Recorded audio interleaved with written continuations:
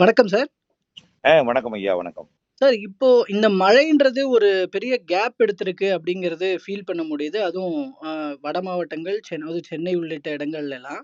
அப்பப்போ தென் மாவட்டங்கள்ல மழை வருது அப்படிங்கிறதையும் பார்க்க முடியுது. ஆனா குளிர் ரொம்ப அதிகமா இருக்குங்க சார். இந்த குளிர் குளிரினுடைய நிலை எப்படி இருக்கிறது? மீண்டும் மழை வருவதற்கான வாய்ப்புகள் எப்போ இருந்து தென்படும் சார்?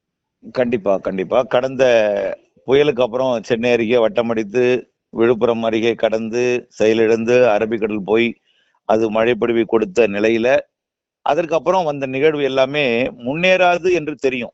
கிறிஸ்துமஸ் வரைக்கும் உள்ள நிகழ்வுகள், கடலில் இருந்து கொண்டு கரையை ஒட்டிய பகுதிகள்ல மட்டும் மழை பொழிவை கொடுக்கும் என்று எதிர்பார்த்த ஒன்றுதான்.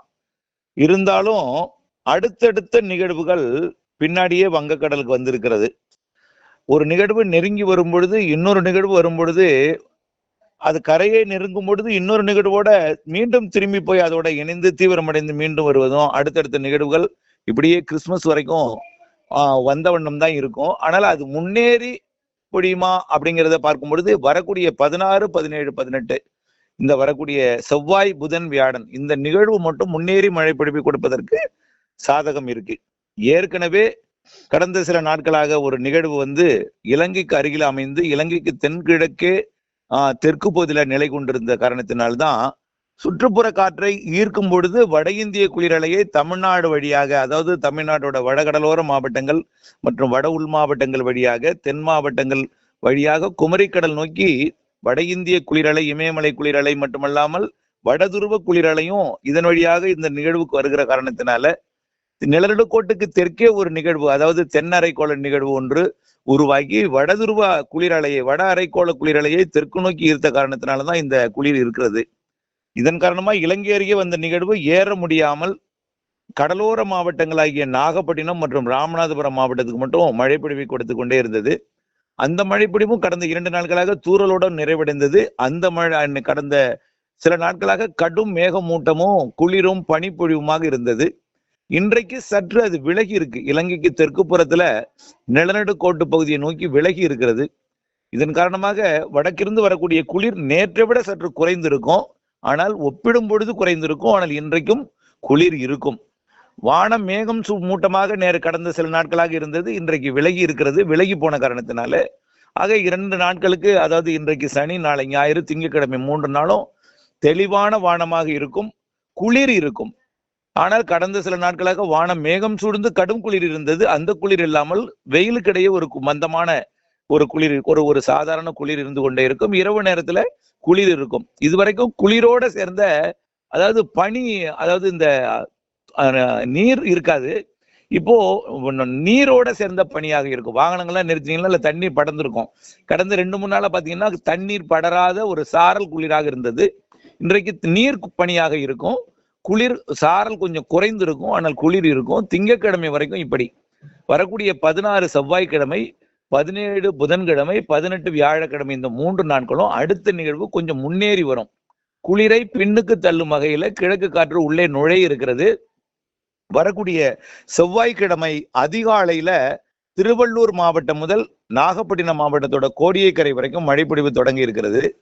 செவ்வாய்க்கிழமை அதிகாலையில அல்ல காலையிலேயோ நாகப்பட்டினம், அப்படியே அதற்கு வடக்கே காரைக்கால், மயிலாடுதுறை, கடலூர் மற்றும் விழுப்புரம், புதுச்சேரி, செங்கல்பட்டு, சென்னை, திருவள்ளூர் மாவட்டங்கள்ல அதிகாலை செவ்வாய்க்கிழமை அதிகாலை காலை 11 மணிக்குள்ள கொஞ்சம் தாமதம் அடைந்தாலும் மழை தொடங்கும். படிப்படியா அன்றைக்கு மதியத்துக்குள்ள அனைத்து மாவட்டங்களுக்குமே மழை தொடங்கிடும். அது மேற்கு தொடர்ச்சி மலை மாவட்டங்கள் வரைக்கும் அன்றைக்கு மாலை இரவுல மழைப்பொழிவு கிடைக்க தொடங்கும். இதுல தென் மாவட்டங்களின் கடலோர பகுதிகளுக்கும் டெல்டாவின் கடலோர பகுதிகள் மற்றும் தென் மாவட்ட உள்பகுதி, தென் மாவட்ட மேற்கு தொடர்ச்சி மலைக்கு கொஞ்சம் கூடுதல் மழை தெரிகிறது. இதுல தென் மாவட்டத்துல நாலுமூக்கு, ஊத்து, காக்காட்சி போன்ற திருநெல்வேலி, தென்காசி மாவட்ட மேற்கு தொடர்ச்சி மலையில மிக கன மழை பொழிவு கூட தெரியுது. வரக்கூடிய 16, 17 தேதிகள்ல தென்கடலோரமும் அந்த மழை தெரிகிறது. பெரும்பாலும் திருவள்ளூரை விட தெற்கே வர வர வர மழைப்பொழிவோட அளவு கூடுதலா இருக்கும். தென்கோடியில திருநெல்வேலி, தென்காசி மாவட்டத்துல, தூத்துக்குடி மாவட்டத்திலே விருதுநகர் மற்றும் தேனி, மதுரை, ராமநாதபுரம், புதுக்கோட்டை இந்த மாவட்டங்களுக்கு கொஞ்சம் நல்ல மழைப்பொழிவு கிடைக்கும். மேற்கு தொடர்ச்சி மலையோட நீலகிரி வரைக்கும் கிடைக்கும். ஆனால் நீலகிரி முதல் அந்த கர்நாடக எல்லையோர, ஆந்திர எல்லையோர திருப்பத்தூர் வரைக்கும் உள்ள கர்நாடக ஆந்திர எல்லையோர மாவட்டங்கள்ல சாரல் மழை தூறல் மழை, லேசான மழை இருக்கும். இந்த 16, 17 மழை இப்படி இருக்க, தென் மாவட்டங்கள் கனமழையும், டெல்டா மாவட்டங்கள் மற்றும் அனைத்து மாவட்டங்களுக்கும் மிதமான மழையும், மேற்கு தொடர்ச்சி மலை தென் மாவட்ட பகுதியில மிக கனமழை பொழிவும் இந்த 2 நாள் கொடுத்துட்டு, பிறகு அந்த நிகழ்வும் திரும்பி போயிடும். அந்தமான் பகுதி, தெற்கு அந்தமான் பகுதிக்கு, சுமத்ரா தீவு பகுதிக்கு அதுவும் திரும்பி போயிடும். காரணம் என்னன்னா, இன்னொரு நிகழ்வு மலேசியா மற்றும் சிங்கப்பூர் வழியாக ஒன்று வந்து கொண்டிருக்கிறது. அது சுமத்ரா தீவிற்கு வந்தோடனே அதோட தீவிரத்தன்மை காரணமா இது அதோட போய் இணைந்து எல்லாம் தீவிரமடைந்து ஒன்றிணைந்து நிலநடுக்கோட்டுக்கு தெற்கே இருக்கக்கூடிய அந்த குளிரலையை ஈர்க்கக்கூடிய அந்த நிகழ்வும் கொஞ்சம் விலகி இருக்கும் என்பதனால வரக்கூடிய 16, 17, 18க்கு அப்புறம் மழை இல்லைன்னா கூட குளிர் குறைந்திருக்கும். ஆனால் குளிர் இருக்கும். இப்ப இருக்கிற குளிர் இல்லாமல் அளவான குளிரை கிறிஸ்துமஸ் மற்றும் அதற்கு பிறகு வரக்கூடிய 26, 27ஆம் தேதி வரைக்கும் கொஞ்சம் குளிரை கொடுத்து கொண்டிருக்கும். அதாவது இந்த 16, 17, 18க்கு அப்புறம் ஒரு வாரம் மழை இல்லாத வானிலையாக இருக்கும். இலங்கைக்கு மட்டும் லேசான மழைப்பொழிவை கொடுத்து கொண்டிருக்கும். அப்ப நிகழ்வு விலகி போய் தீவிரமடைந்து இந்த மாத இறுதியில ஒரு வலுவான நிகழ்வாக இலங்கை மற்றும் தென் தமிழ்நாடு ஊடாக அரபிக்கடல் நோக்கி கடக்கக்கூடிய ஒரு வலுவான நிகழ்வாக வந்து தமிழ்நாட்டின் அனைத்து மாவட்டங்களுக்கும், தெற்கு ஆந்திரா, தெற்கு கர்நாடகா, தமிழ்நாடு, கேரளா, புதுச்சேரி, காரைக்கால் எல்லாருக்கும் நல்ல மழைப்பொழிவு கொடுக்கும் வகையில இந்த மாத இறுதி நாட்களில நல்ல மழைப்பொழிவு கொடுக்க ஒரு அமைப்பு வர இருக்கிறது. அது ஜனவரி முதல் வாரத்திலையும் சில நாட்கள் முன்னாடி இருக்கக்கூடிய ஜனவரி 4, 5 தேதி வரைக்கும் கூட நல்ல மழைப்பொழிவு அது கொடுக்கும். ஓகேங்க சார். நான் இந்த மாத இறுதி மற்றும் ஜனவரியில கொடுக்கக்கூடிய மழைப்பொழிவுக்கு நான் வர்றேன். பட் அதுக்கு முன்னாடி இந்த குளிர் அப்படிங்கிறது இருக்கு இல்லைங்களா? இதுக்கு வந்து இந்த லா நினோ, எல் நினோ அமைப்புகள் அப்படின்ற ஒரு விஷயம் சொல்றாங்கல்ல. மக்களுக்கு அது கொஞ்சம் புரிதலுக்காக கேட்கிறேன். அது என்ன மாதிரியான அமைப்புகள்? அதன் மூலமாக குளிர் வருவது எப்படி? அது எந்த அளவிற்கு இந்த குளிர் நீடிக்கும் அப்படிங்கிறது? La Niña, El Niño. இது லானினா, எல்னினோவை பொறுத்த வரைக்கும் இது பசிபிக் பெருங்கடல்ல உள்ள கடல் வெப்பநிலையை பொறுத்து பெயரிடப்பட்டிருப்பது. அதாவது பசிபிக் பெருங்கடல் அமெரிக்காவோட இந்த கலிபோர்னியா தொடங்கி அதோட இந்த பக்கம் ஆசிய பக்கம் ஜப்பான் மற்றும் தைவான், சீனா, பிலிப்பைன்ஸ் மற்றும் தென்சீன கடற்பகுதி, ஆஸ்திரேலியா இந்த பகுதிக்கு வரைக்கும் பசிபிக் பெருங்கடல் இருக்கு. இது பசிபிக் பெருங்கடலோட நமக்கு பக்கம் கிழக்கு பக்கம், அந்த பக்கம் மேற்கு பக்கம், அதாவது அமெரிக்க பக்கம். இந்த பசிபிக் பெருங்கடல்ல அமெரிக்க பக்கம் வெப்பம் அதிகமாக இருந்தால் அது பேரு எல்னினோ. ஆசியா பக்கம் வெப்பம் அதிகமாக இருந்தால் லானினா. இப்போ ஆசியா பக்கம் வெப்பம் அதிகமாக இருக்கிறது, அமெரிக்க பக்கம் வெப்பம் குறைவாக இருக்கிறது. இருந்தாலும் அமெரிக்க பக்கமும் வெப்பம் உயர்கிறது. அதை கடத்தி கொண்டு ஆசியா பக்கம் நீரோட்டங்கள் கொண்டு வருகிற காரணத்தினால தொடர்ந்து ஆசிய பக்கம் வெப்பம் உயர்ந்தே இருக்கு. அதுவும் இப்ப லானினா வலுவான லானினாவாக இருக்கு. அதாவது நம்முடைய மலேசியா, சிங்கப்பூருக்கு அடுத்தபடியா இருக்கக்கூடிய தாய்லாந்து வளைகுடா, அதற்கு அடுத்தபடியா இருக்கக்கூடிய தென்சீன கடல், அதாவது வியட்நாம், கம்போடியா, லாவோஸ், புருனே போன்ற நாடுகள், இந்தோனேஷியாவெல்லாம் இருக்கக்கூடிய பகுதி, அதற்கு கிழக்கே இருக்கக்கூடிய நம்முடைய பிலிப்பைன்ஸ் மற்றும் அதன் சுற்று வட்டார பகுதியில எல்லாம் வலுவான வெப்பம் கடல்ல ஏற்பட்டிருக்கு. அதாவது 30 டிகிரி வரைக்கும் உயர்ந்திருக்கு. ஒரு சில இடங்கள்ல பரவலாகவே 29 டிகிரி செல்சியஸ் இருக்கு. உதாரணத்துக்கு நம்ம தரையில இப்ப 22 டிகிரி இன்றைக்கு சென்னையில நாம் அனுபவித்துக் கொண்டிருப்பது 22 டிகிரி. இரவு நேரத்துல பாத்தீங்கன்னா சில நேரம் 18, 19 கூட போகுது. சில 2 நாளைக்கு முன்னாடி எல்லாம் 19, 20 வரைக்கும் போயிடுச்சு. சில நாள்ல உள்ள எல்லாம் 22 டிகிரி அனுபவிச்சுட்டு இருக்கோம். ஆனா கடலுக்குள்ள போனீங்கன்னா 30 டிகிரி இருக்கு. ஆக தரையில் இருக்கக்கூடிய வெப்பநிலையை விட கடல்ல வெப்பம் கூடுதலாக இருக்கு, நீர் வெப்பம். அதுதான் கடல் வெப்பத்தை அதிகமாக அது தன் பக்கம் வாங்கி சேமித்து வைத்திருக்கிறது என்றுதான் சொல்லணும். அது பசிபிக் பெருங்கடல்ல ஆசிய பக்கம் வெப்பம் உயர்ந்தால் அமெரிக்க பக்கத்தை விட அது லானினா, அமெரிக்க பக்கம் வெப்பம் உயர்ந்தால் அது எல்னினோ. இப்ப வலுவான லானினாவா இருக்கு. அதனாலதான் நிகழ்வு அங்கிருந்து உருவாகி வந்துட்டே இருக்கு. இது மட்டும் நமக்கு வந்து குளிருக்கு காரணம் அல்ல. வட துருவத்துல அங்க அலாஸ்கா மற்றும் ஜப்பான் இடைப்பட்ட பகுதியில ஏதாவது சிஸ்டங்கள் உருவானாலோ, அல்லது தரைப்பகுதியில ரஷ்யா மற்றும் மங்கோலியா, அதனுடைய ஐரோப்பிய நாடுகள் பகுதியில ஏதாவது தரைப்பகுதிகளில் வலுவான சுழற்சிகள் உருவாகும்.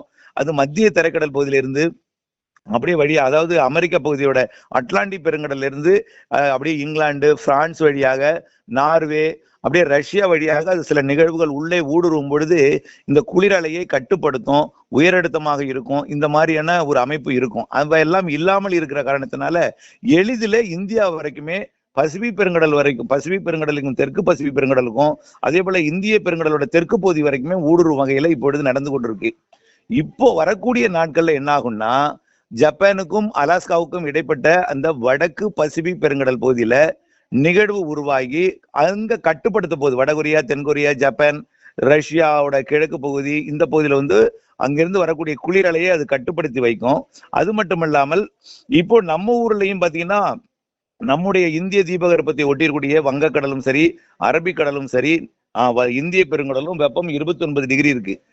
அங்கங்கே 28 இருக்கு, பரவலா 29 இருக்கு, ஓரிரு இடங்கள்ல 30 கூட இருக்கு சுமத்ரா தீப ஒட்டி. இது மட்டுமல்லாமல் வெப்பத்தை உறிஞ்சி ஊதி குறைந்தால் கூட வெப்பத்தை கொண்டு வந்து மீண்டும் உயர்த்துவதற்கு சாதகமா நம்முடைய தமிழ்நாட்டு கடலோரம், இலங்கை சுற்றுவட்டார கடலோரம், குமரி கடல் கடலோரத்துல எல்லாம் வலுவான நீரோட்டம் இருக்கு. வலுவான நீரோட்டம்னா வெப்பத்தை கடத்தி கொண்டு வந்து குறைந்தாலும் கூட்டுவதற்கு ஏற்ற உள்ள நீரோட்டம் ஓடிக்கொண்டிருக்கு. இவையெல்லாம் இலங்கைக்கு அருகே நிகழ்வு வருவதற்கு சாதகமா இருக்கு. இப்ப அதனாலதான் நிகழ்வு வந்து இலங்கை கிட்ட வருது. ஆனா தரையேறுவதற்கு சாதகமா குளிர் இருக்கிற காரணத்தினால ஏறாமல் இலங்கை அருகே இருந்து கொண்டு குளிரை ஈர்த்து கொண்டே இருக்கிறது. அதாவது சென்னை வழியாக குமரி வழியாக குளிரை ஈர்த்து கொண்டு போய் இலங்கைக்கு கிழக்கு புறம் உள்ள நிகழ்வுல போய் சுழலுது. சுழன்று ஏற்றும் காற்று வேதாரண்யம் மற்றும் நாகப்பட்டினம் மாவட்ட கடலோரத்துல மட்டும் ஏறதுனால அங்கன மட்டும் 2 நாள் மழை பெய்தது. அதுவும் உள்ளே மன்னார்குடி உள்ளிட்ட டெல்டாவின் உள்பகுதிகளுக்கு எட்டவில்லை குளிர் காரணமா. அந்த நிகழ்வும் விலகி விட்டது. இப்ப வெறும் குளிர் மட்டும் இருக்கும், அந்த மழையும் அங்கே இருக்காது.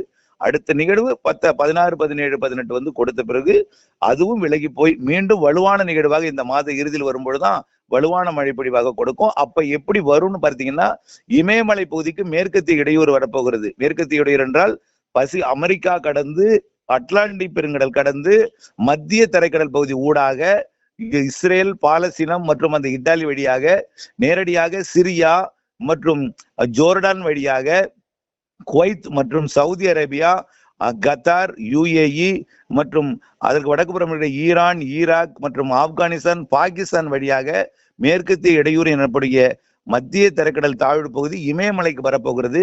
இமயமலைக்கு வரும் வழியிலே எல்லா மாநிலங்களுக்கும் அந்த வரக்கூடிய நாடுகளுக்கு எல்லாமே வெள்ளப்பெருக்கு ஏற்படுத்த போகிறது. ஏற்கனவே சவுதி அரேபியாவில் ஒரு வெள்ளப்பெருக்கு ஏற்படுத்தியது, ஈரான், ஈராக்குக்கு வெள்ளப்பெருக்கு ஏற்படுத்தியது.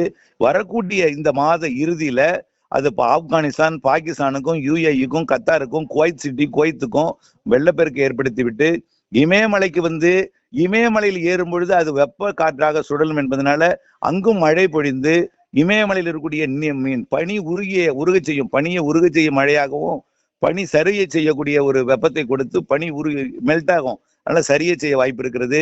அதே போல காஷ்மீர் உள்ளிட்ட அது இமயமலை ஒட்டி உள்ள அனைத்து மாநிலங்களுக்கும் கொஞ்சம் மழை பொழிவையும் இந்த மாத இறுதியில கொடுக்க போகுது. இந்த நிகழ்வு இமயமலைக்கு வர்ற காரணத்தினால வடக்கிலிருந்து வரக்கூடிய குளிர் கட்டாகும். அதோட தெற்கே இந்திய பெருங்கடலில் இருக்கக்கூடிய நிகழ்வு வந்து தீவிரம் இல்லாமல் இருக்கும் என்பதனால இடையில நம்ம கடற்பகுதியில் இருக்கக்கூடிய நிகழ்வு தீவிரம் அடைவதற்கு குளிரோட அளவு கட்டாகும். நிலநடுக்கோட்டு இந்திய பெருங்கடலிருந்து நீராவி கிடைக்கும், தீவிரமடைந்து இந்த மாத இறுதி நிகழ்வு, அதாவது ஜனவரி 1க்கு முன்னாடி 2 3 நாள், ஜனவரி 1க்கு பின்னாடி 2 3 நாள் நல்ல மழை பொழிவு கொடுப்பதற்கு நிகழ்வு தீவிரமடைந்து வரும் என்று எதிர்பார்க்கப்படுகிறது. சார், இப்ப நிறைவாக அந்த மாத இறுதியிலையும் அடுத்த மாத துவக்கத்திலையும் இருக்கிற அந்த மழைப்பொழிவு எந்த அளவிற்கான மழை எதிர்பார்க்கலாம்? அந்த டைம்ல எத்தனை சென்டிமீட்டர் அளவுக்கு மழை எதிர்பார்க்கலாம்? எந்தெந்த மாவட்டங்கள்ல கூடுதல் அதிகமான மழை பெய்யும்னு சொல்ல வர்றீங்க? கண்டிப்பாக ஏற்கனவே இலங்கை கடுமையான வெள்ளப்பெருக்கால் பாதிப்படைந்திருக்கிறது. ஒரு நாள் ஒன்றுக்கு சுமார் 50-60 சென்டிமீட்டர் 3 நாள்ல கிட்டத்தட்ட ஒரு 150-200 சென்டிமீட்டர் வரையும் இலங்கையில பொழிந்து நிலச்சரிவு எல்லாம் ஏற்படுத்தி தற்பொழுது பாதிப்பை ஏற்படுத்தி வெடிப்புகளையும் மழையில ஏற்படுத்தி இருக்கிறது. அந்த மழைப்பொழிவானது அது இலங்கைக்கு வரக்கூடிய இந்த 16, 17 மழைப்பொழிவை இலங்கைக்கு கொடுக்கும். அடுத்தபடியே மாத இறுதி நிகழ்வும் இலங்கைக்கு மழைப்பொழிவை கொடுக்கும் பொழுது மழையில் ஏற்படக்கூடிய வெடிப்புக்குள் தண்ணீர் புகுந்து அந்த வெடிப்பை பெரிதாக்கும், சரிய செய்யலாம். இலங்கை மக்கள் கொஞ்சம் எச்சரிக்கை எடுக்கணும். மாத இறுதி நிகழ்வு மீண்டும் ஒரு அச்சுறுத்தல். வெள்ள பாதிப்பு ஒரு அளவாக இருந்தாலும் அணைகளை திறக்கும் வகையில ஒரு தண்ணீரை கொடுத்தாலும் மலையில் உள்ள வெடிப்புகள் நிலச்சரிவு ஏற்படுத்துவதற்கு இலங்கைக்கு ஒரு ஆபத்து இருக்கிறது இந்த மாத இறுதி நிகழ்வு. அது மட்டும் இல்லாம பொங்கலுக்கும் மழை இருக்கு, பொங்கல் நேரத்திலையும் மழை இருக்கிறது. ஜனவரி 10 17 வரை மழை இருக்கிறது. ஜனவரி 23, 24, 25 3 நிகழ்வு அடுத்தடுத்து இருக்கிறது. அது எல்லாமே கேப் விட்டு 2 நாள் 3 நாள் கேப் விட்டு ஜனவரிலையும் மழை வரப்போகுது. இவெல்லாம் இலங்கையில தொடர்ந்து பிப்ரவரி 15 வரையும் தான் இலங்கையில முன்னெச்சரிக்கை எப்போதும் இருக்கணும். கடந்த வருடம் கூட பிப்ரவரி 15 வரை இலங்கைக்கு மழை பொழிவு கொடுத்தது. அணையெல்லாம் திறக்கப்பட்டு தாழ்வான பகுதியெல்லாம் போன வருஷம் பிப்ரவரி 15 கூட வெள்ளப்பெருக்கு ஏற்படுத்தியது. அப்படியெல்லாம் இந்த வருஷமும் அதே மாதிரி இருக்கிறது என்பதையும், இந்த வருஷம் புதிய ஒரு அனுபவமாக உங்களுக்கு நிலச்சரிவை கொடுத்திருக்கிறது. அந்த நிலச்சரிவும் வரக்கூடிய இந்த மாத இறுதி நிகழ்வும் ஜனவரி நிகழ்வும் மீண்டும் நிலச்சரிவு ஏற்படுத்துவதற்கு சாதகமா இருக்கு. இதை தாண்டி மன்னார் வளைகுடா பாக்ஜல சிந்து வழியாக தென் மாவட்டங்கள் வழியாக அரபிக்கடல் போகவும், அடுத்தடுத்த நிகழ்வு குமரிக்கடல் வழியாக கன்னியாகுமரியை தொட்டுக்கொண்டு அரபிக்கடல் போகவும் வாய்ப்பு இருக்கிற காரணத்தினால தென் மாவட்டங்களுக்கு நிறைய மழைப்பொழிவை கொடுக்கலாம். கண்டிப்பா மிக கனமழை, அதிக கனமழை எல்லாம் தொடர் மழைப்பொழிவு எல்லாம் 3-4 நாட்கள் தொடர்ச்சியாக பெய்யக்கூடிய மழைப்பொழிவும் கொடுக்க போகுது இந்த மாத இறுதியில. அந்த மழைப்பொழிவு சென்னைக்கும் எட்டும். அதை தாண்டி ஆந்திர பிரதேச கடலோரம், ஒடிசா கடலோரம், மேற்கு வங்க கடலோரத்திற்கும், வடகிழக்கு மாநிலங்களோட தெற்கு பகுதிக்கும், மியான்மர் வரைக்கும் கூட இந்த மழைப்பொழிவு எட்டுவதற்கு வாய்ப்பு இருக்கு. ஒட்டுமொத்த தமிழ்நாட்டிற்கு மீண்டும் ஒரு குளிருக்கு பிறகு ஒரு மழைக்காலம் தொடங்குவதற்கு வாய்ப்பு இருக்கிறது. ஓகேங்க சார். தற்போதைய வானிலை நிலவரம் தொடர்பான பல்வேறு தகவல்களை பகிர்ந்து கொண்டமைக்கு நன்றிங்க சார். நன்றி.